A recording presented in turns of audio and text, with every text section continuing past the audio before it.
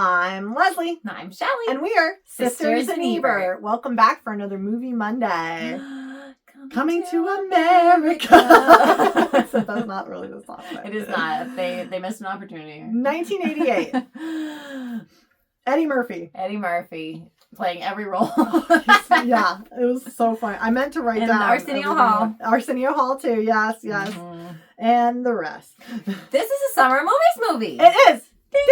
We haven't had one in a long time. It has been a minute. And this was a funny one. Like we were okay with this one. I remember I didn't like the pacing. Like it felt a little slow. It wasn't as bad this time, I felt. But I remember it being funny. Yes. Yeah. Do we have a squirrel? Where's our squirrel? Oh my gosh. Did Mom move our squirrel? Mom! My mother. The meatloaf! Oh my gosh, where's the squirrel? Oh my gosh, the squirrel. Our squirrel. Oh my gosh. Do we need to restart this? No. We don't have a squirrel. We have a squirrel. Oh my gosh. What did she do with the squirrel? Okay. We have a squirrel. My kids use this as a playroom. I know. And my mom is usually the one supervising.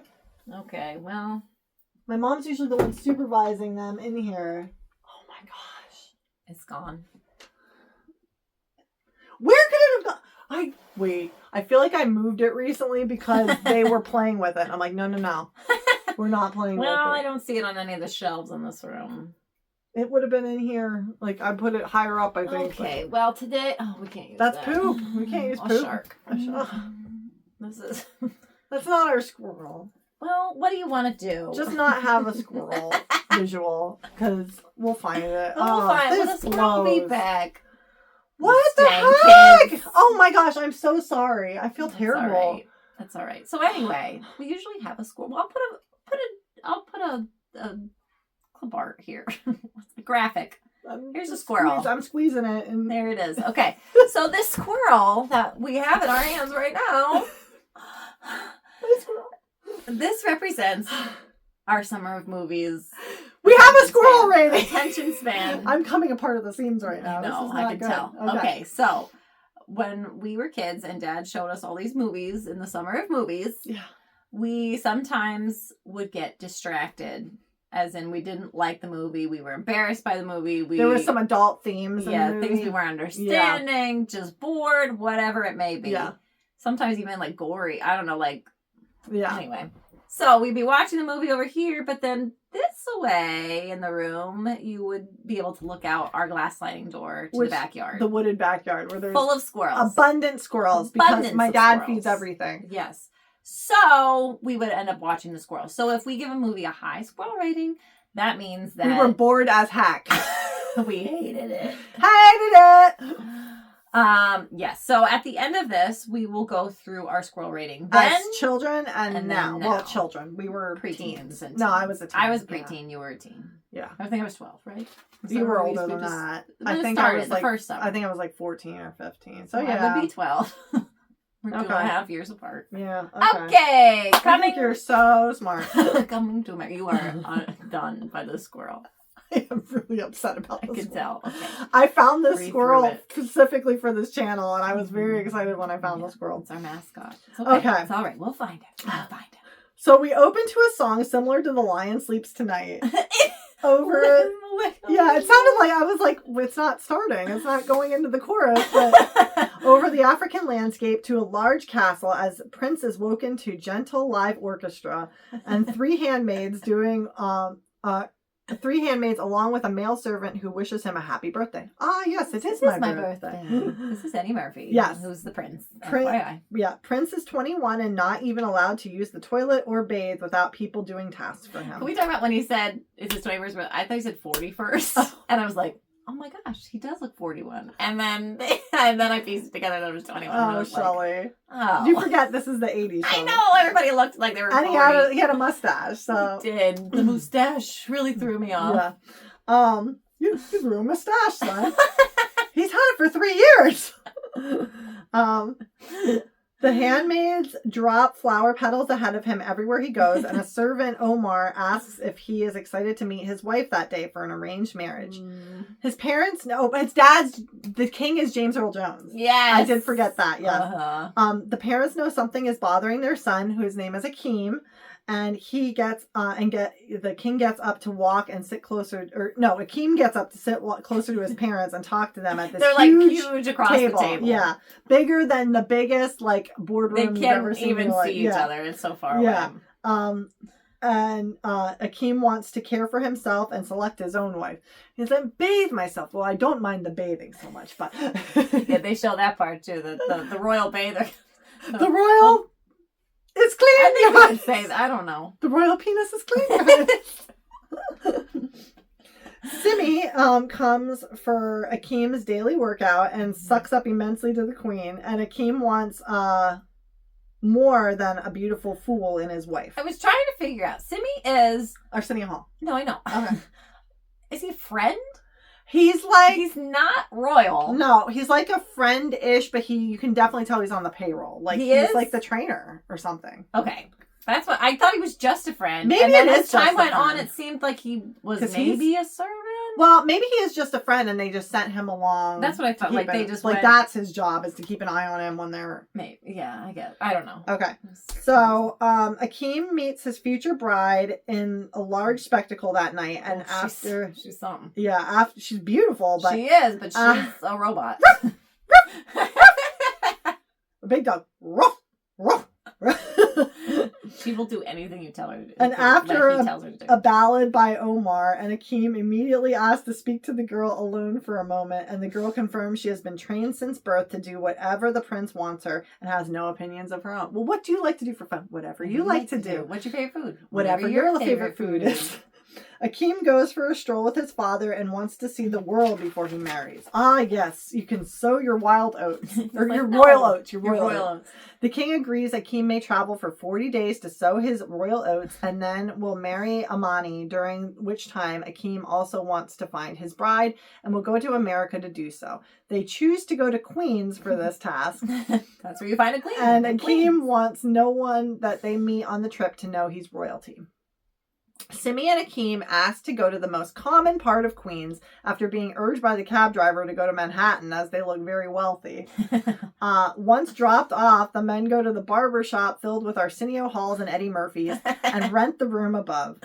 They play so many characters. Yeah. It's insane. Akeem asks for meager accommodations, and the floor only has one bathroom that all must share and has an insect problem. They are given a room that was a crime scene to a man and a dog, to Akeem's delight. Shame what they did to that dog. And there's a chalk outline on the floor.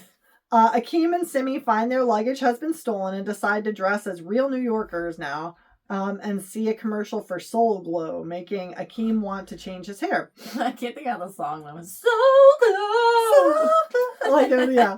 The boys go to the barber shop, and a guy cuts off the rat tail that Akeem has grown from birth. That'll be $8. After marveling at his hair and how nice it is. What do you use on this? Oh, nothing, just oils. Yeah. He's like, but what do you use on your hair? He's like, this is just your natural hair. Yeah. Just cuts off the rat tail. That'll be $8. Next, Akeem goes searching for a queen, and at a bar unsuccessfully. Akeem is urged to go to nice places to find nice girls, and is taken by a barber to Miss Black Awareness pageant, where he sees Randy Watson and his band Sexual Chocolate perform. Oh my gosh. I remember the scene, Dad rewinding it. It went on forever, yeah. And really wanting us to appreciate the comedy stylings of Eddie Murphy. Yes. Which I forgot that was Eddie Murphy. I did too! And I looked at it, I'm like, oh yeah, that is him. Because at the end they show all the Eddie Murphys and all the Arsenio Halls. The Jewish guy in the barbershop. I had no idea. No, until the end. I was like, no way! The whole time I was thinking, the whole time I was thinking that it was some famous person that I was supposed to know who they were, some old comedian, yes, like a Don Rickles, yes, yeah. But nope, it was not. Yeah. McDowell's restaurant is catering the event, which is owned by Cleo McDowell, and his daughter Lisa is also there, who speaks at the event and wants to rebuild the park for the children. She asked them, it's great to donate the type of money that jingles, but they want the kind of money, what did she say too, that something else, yeah, I don't know. Yeah. Akeem is taken, but she wants bills instead. Akeem is taken by Lisa and goes to McDowell's restaurant. He donates a huge lot of cash. Yeah. And he goes to McDowell's restaurant to get jobs the next day. And they find that they are always hassled by McDonald's. But McDowell's doesn't use the sesame seeds on their bun for their Big Mick. Because they have the Big Mac. We have the Big Mick. Like, they have the golden arches. We have the golden... Like, the uniforms are the same. Yes! Except they're plaid. Yeah. The layout is the same. Yeah. You are from McDonald's, are you? Yeah. There's always people taking pictures. Oh, that's McDonald's. They're hassling us. Yeah, there's no sesame seeds on their buns. Akeem uses a work opportunity to meet Lisa.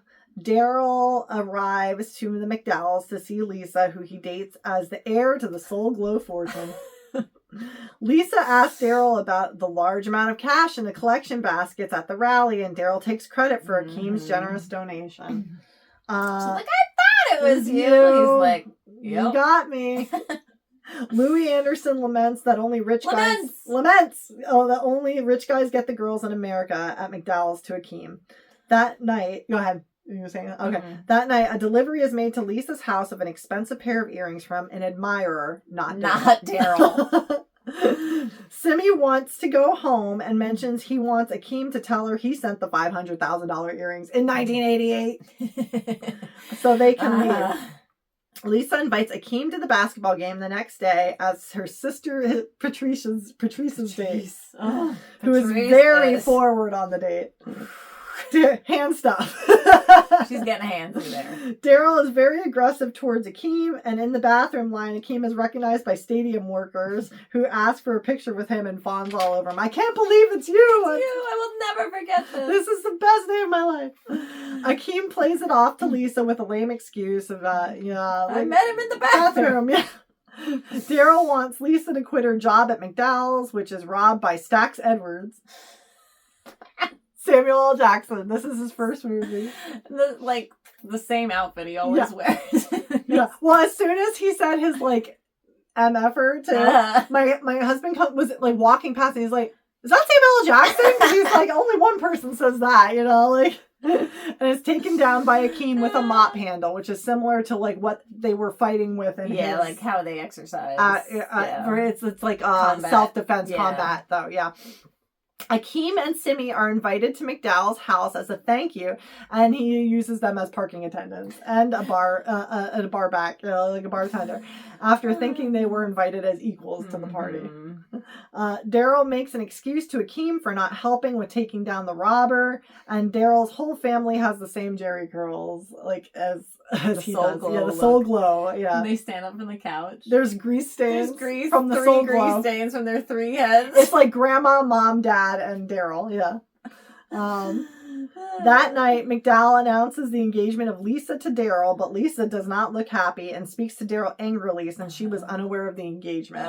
He never asked her. They talked to her dad, and that was it. Yeah, he was like, a woman wants me to take charge, so that's what I'm gonna do. Yeah. Akeem goes to talk to Lisa, who laments to him about two laments, a double lament, not wanting to be forced into marriage by anyone. Lisa thinks her sister likes Akeem, I think my sister likes you. Could you tell? And tells him encouragingly, about that. Mm-hmm. The next day, Akeem has trouble getting Simi to go to work. He's like, I'm not going. Yeah. He's like, yes, you are. Louis Anderson is motivated to work hard like Akeem does. Lisa continues to lament. A third lament! A trifecta of laments. All she's doing in this movie is lamenting. There's a lot of lamenting. She continues to lament to Akeem, and he invites her to his home to cook for her, warning her how humble it is, only to find Simi has completely remodeled it while he was at it. He blew he's got a hot tub in there now. There's this neon, lights all over the place. Lisa feels he's too ashamed of his home, and that's why he won't show her what it looks like. We can go out to eat. It's okay. So they go out to eat instead.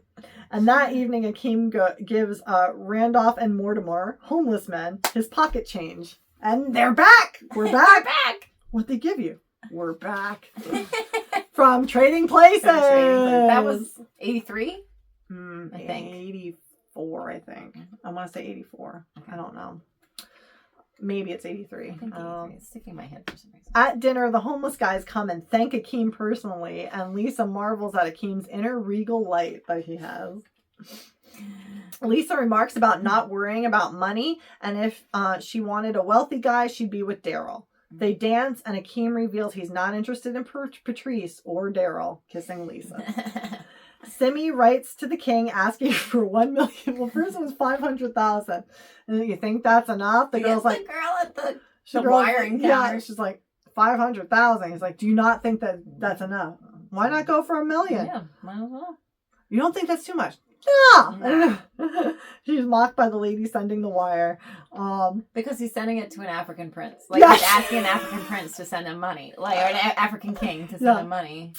It's the age-old scam here, you know? Patrice comes to Simi, and Akeem's place is suspicious of how they could live like that on their salary.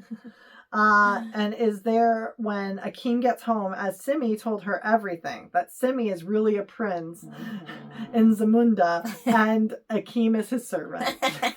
Cleo McDowell doesn't like Lisa seeing Akeem because he's poor, and Akeem volunteers to switch apartments with the landlord to give the illusion that he's poor. You can take my place. It's a real dump. King and the Queen, along with servants, arrive to Queens in response to Simi's letter and look for Akeem at the barber shop. The king goes to Akeem's apartment and finds the landlord is sent to Akeem's new place, where Simi panics and is chewed out for not keeping Akeem in check. And Simi is sent to the king's hotel at the Waldorf Astoria. Oh, thank goodness! Thank you, sir. Thank you. Yeah, that's punishment. To be properly cleaned up to his delight. Akeem is taking Lisa to the apartment, and the king goes to McDowell's looking for Akeem and reveals that Akeem's true identity while speaking to Cleo McDowell to his delight. He's very excited that his daughter. We don't need that soul glow fortune anymore. We've got. Well, meanwhile, he had called Daryl and said, "Just show up tonight." Yeah, just come by. Yeah, we'll change your mind. We'll fix this up. Akeem goes to check the apartment and finds a note from Simi about going to the Waldorf Astoria and is tipped off to his dad being in town. So he takes Lisa home and is fawned over by McDowell, who calls the king and gives him their address. McDowell gets rid of Daryl, who also shows up after Cleo told him to come by, and Akeem is suspicious over Cleo being so nice to him, but leaves after promising Lisa he will tell her what's going on when the time is right. And after he leaves, Cleo blabs to Lisa that Akeem is a prince. Akeem goes to see Simi at his parents' hotel and drags him back to Queens after finding out his parents went to McDowell's looking for him. Oh my gosh, the fly on my ear. Sorry. The king talks to Lisa and tells her he is to be married back home and only came to America to sow his wild oats. His royal oats. And Akeem could not be serious about her, offending Cleo, who turns down being paid off $2 million by the king. And Patrice... He didn't even blink an eye at that. No. And which says something about Cleo, because the whole time he's after money. Yeah, but as soon as it's his daughter in question... Well, and they're treating him like he's not, because he's like showing off his house and like, someday all this, you can have something like this with a lot of hard work. Oh, it's like this? Okay. And it's like an upper middle class, home. And Patrice still thinks that Simi is the prince and is devastated that this is not so when Akeem arrives at the McDowell's, revealing his mother is correct and Akeem cares truly for Lisa, with King Joffrey put in his place by the queen. Takes the woman. Why does Lisa always get the good ones? Patrice goes right into Daryl's arms, and Akeem goes after Lisa, who ran off before he got to the McDowell's. Lisa is found by Akeem on the subway, and now, how'd he do that? Find her on the subway. Well, he saw her on the street go into the subway. Okay. Oh, that's right. Yeah, so he was driving. Because I was picturing this too. I was like, is he going after her on foot? She left like 10 minutes ago. I know. That's what I was thinking too. And now knows who gave her the expensive earrings and gives them back angrily. Akeem tells her he loves her and that what his father said about him was wrong. And she wasn't a fling, and he wanted her to like him for who he is and not for his wealth and his royal status. Lisa worries they are too different for it to work, and he offers to renounce his throne for her and asks her to marry him, but she says no. And the lady's like, I'll marry you. Little lady on the subway. Go ahead, take a chance, honey. Lisa gets off the train, and back at the Waldorf Astoria the next day, the royal family prepares to go home with Simi, happy at least that they learned to make French fries. King Joffrey is upset that Akeem isn't speaking to him, and the queen makes the king realize he could change tradition if he desired. Who am I to change tradition? Yeah, you were the king. Yeah. Who am I to, yeah. Back home, the royal wedding is taking place, and the bride surprises Akeem by revealing it is Lisa, not the other girl. I feel like this was not the way to tell him. No, and kisses her immediately as all tradition is broken. And I'm like, really? Like, we're just, okay. Yep. After they're married, Lisa likes the kingdom and says no need to give it up for her, and they can stay. The end. And I put, and one more barbershop joke is told. Aha. Aha. Do you have any fun facts? I'm trying to remember. So, Louis Anderson's only in this movie because they were contracted to have a white comedian. Yikes. And so they chose him. They liked his stand-up, so he was funny, selected. Yeah. But they needed a white character. That's funny. That's funny. I'm trying to think, but I know James Earl Jones auditioned to be Mr. McDowell. Oh! And then they said, we think you'll be a better king. Yeah, so, he's very regal. He is very regal. Yeah, I mean, he's Simba. Mufasa. Yeah, I was going to say, he plays a king in every movie, doesn't he? And he's the voice he's of Darth Vader. Yeah, he rules. He's kind of royal in everything he does, so let's be real. Yeah. Like, there was nothing else that was like, that's so fun. I think what was such a standout of this era and when this came out was all the roles and all the makeup changes that Arsenio and Eddie Murphy did. Yes, this was the first one that they had done this, and then it became like his shtick. Like, yeah. So like his, like not the what's that guy's? Not the Nutty Professor. Is it the Nutty Professor? That's who Eddie Murphy plays. Yeah, but he plays everybody in those movies too. All his other movies. Yeah. Mm-hmm. Where he has like a lot of say in them. Yeah.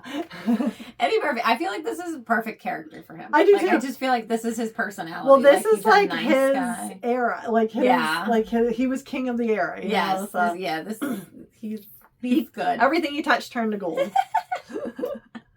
Now the squirrels. The squirrels here's our squirrel in my hand. Squirrel, where are you? No, where are you, Squirrely? He doesn't have a name. Come home.